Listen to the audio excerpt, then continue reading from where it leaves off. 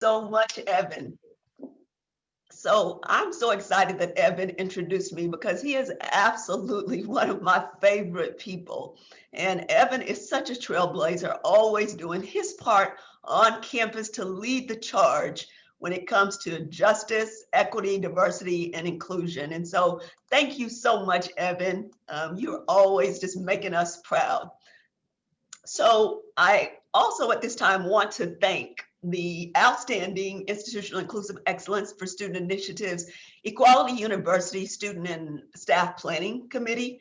And also I want to just personally thank my team for leading this charge. I mean, this has been a lot for us during during COVID and doing this hybrid program. And so I thank you all because you're ever the grinders, and I'm so appreciative of that. So thank you for coordinating this powerful hybrid program. This is a gathering of students, educators, and community members from Texas State, Texas, and all across the country. So I have to give a shout out, of course, to my trio people in the house. I always get excited about the great work of trio. So thank you to our trio folks. Shout out also to DHRL, our Res Life folks, our students and Res Life staff who are together for Equality University. That's really exciting. So I just wanted to shout you out. And of course, always big ups to our Texas State University students who help to keep us accountable and committed so that we are continuously advancing our efforts and leveling up our game in DEIA. And we always have to include that A for accessibility, okay? So I also want to thank my Vice President, Dr. Lisa Lloyd, for her continuous efforts to help us elevate the work of diversity, equity, and inclusion and access at Texas State. And as Jessie said, and for openly sharing some of her own journey and being vulnerable during her remarks this morning. And I must say, I'm so excited to have Dr. Bettina Love is our featured speaker. I've been looking forward to having her with us at Texas State ever since Dr. Jessie Gaynor introduced me to her work some years back. I am thrilled. And we were all sort of fangirling I was fangirling behind the scenes as other people were fanning as well. So we were really excited. So now on to the business at hand. This morning, I have the delightful pleasure of getting this party started off right by kicking us off with the occasion for this timely, urgent, and essential gathering of hearts, minds, and souls.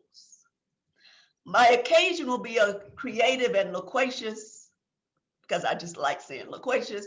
So my occasion will be a creative and loquacious expression of oratorical love and purpose to make plain that this virtual gathering is both a necessity and a celebration to be shared amongst those of us gathered here in a special assembly committed to the work Dr. Love is championing, abolitionist education and freedom.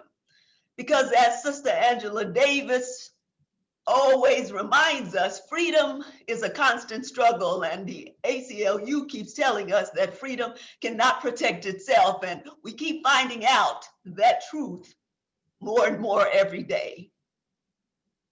Here we are, though not in literal space together, but as we are holding space for and with one another, I offer you this occasion in honor of our ancestors, those who were indigenous to the United States and whose land was stolen through violence and genocide. I offer you this occasion in honor of African descended people who were trafficked and enslaved on breeding farms called plantations, and brutally sacrificed as strange fruit on trees, and whose labor was exploited in order for this country to be built into a nation state with little to no recognition. I give this occasion in mourning for babies in cages separated from the life-giving caretakers from whom they were so viciously snatched, and whose weeping and wailing we dared not mute. I give this occasion in honor of those lives who have been brutally snuffed, viciously sacrificed, horrifically extinguished with impunity by acts of state-sanctioned violence. I give this occasion in honor of all those who dare to live with hope in the face of the most humiliating and dehumanizing, nihilistic, and spirit-murdering odds, so that we could be here and never, ever allow their lives to be taken, stolen, shot up, or choked out in vain. I give this occasion so that we will never forget those who came before us and whose shoulders we stand on, even though their backs were stooped from sun up to sundown, picking cotton and beets. I give this occasion because they are the ones to whom we are indelibly tethered, as is every movement that has sought and is seeking to eradicate unfreedom, as we are pressing towards the mark of liberation through education and abolition. I give this occasion because we are the heirs and the lived imaginations of our forebears' hopes and dreams in the process of fulfilling something they didn't even have words to describe. So they visualized us as they passed on the visionary possibility through the DNA of their offspring, as their descendants, as their progenies, as their posterity, from generation to generation to generation, until that visionary possibility was birthed in and as you and me. I give this occasion because we are now living in our sacred moment. And when I say sacred moment, I mean in this time, in this space, in this season of what seems to be increasingly the time of the unhinged, which has ushered in this fullness of this historical instance, which has been carved out in time past for the long-awaited real-time now COVID revolution. I give this occasion because we are now within the crescendo of the inevitability of this surreal but not so unexpected existential moment of our collective history, which is not merely a national endeavor. It is, in fact, the occurrence of convergence of a trajectory of our humanity with the testing of the truth of what we have just barely saved, our democracy. I give this occasion for Sister Stacey Abrams and all of her Black, brown, Asian, Muslim, and capital I immigrant sister comrades and their co-conspirating young, white, and restless allies.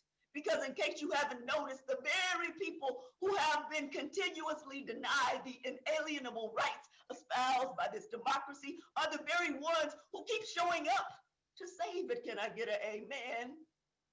I give this occasion because in case you haven't figured out by now, what some people thought was going to be a landslide was really just a test, and now we know who didn't pass. Fool me once, shame on you. Fool me twice, shame on me. I give this occasion in honor of HBCUs, the NPHC, multiracial and multi-ethnic love, born of Black and Asian immigrants, AKA as in Alpha Kappa Alpha, Madam Vice President-elect, the first and the finest. I give this occasion in honor of the abolitionist education that we, as in you and me, have so righteously pursued, staking claim for our ancestors as in our forebearers, as in our great-great-great-great-great-grandmammies, who were so wrongfully denied such liberatory opportunities. I give this occasion for the ancestors and you, but not for you individually, because it was birthed through you to seed into the collective, a whole generation of diverse progenies coming together to advance the cumulative inherited ability to transfigure this educational system by nudging it out of its cocoon into what is necessary, essential, obligatory for metamorphosis to transpire. Joy, struggle, pain, and faith, the substance of things hoped for, though the evidence is not yet seen. I give this occasion because it is our individual and collective responsibility to upgrade ourselves. See, nothing can progress while remaining the same. It's why some things become extinct, because they're just trying to maintain the status quo.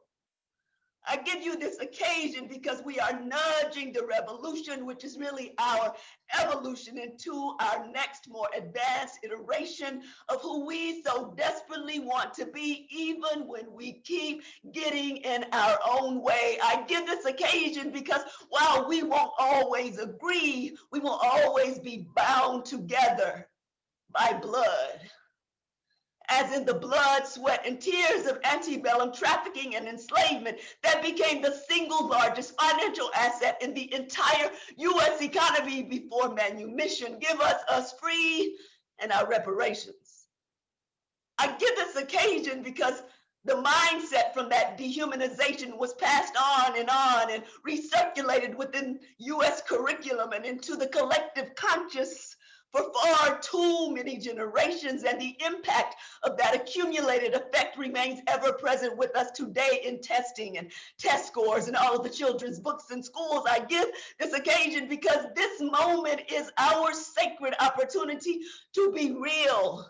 As in for real, y'all, revolutionaries, joyful to have the opportunity and the responsibility to play our part in the movement to liberate the future of our education system. I give this occasion in honor of the intersectional, intergenerational, transracial, queer coalition of young leaders determined to dismantle societal and systemic injustice, heteropatriarchal, racialized supremacy, and lead us to the promised land.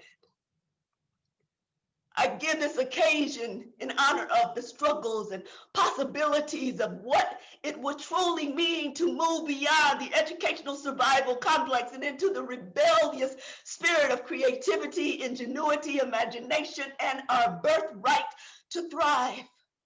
I give this occasion because you see, we have gathered here today to witness a kind of holy matrimony between resistance and persistence, between arriving and thriving, because within us is the innate power to discover and make manifest the hidden truth that is and actually, in fact, our collective inspiration that matches this new iteration of our purpose in education.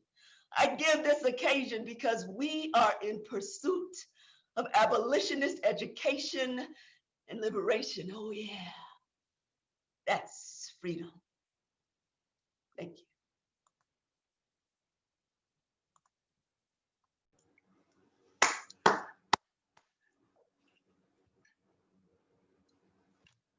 I am simply just going to give everybody a moment to just receive.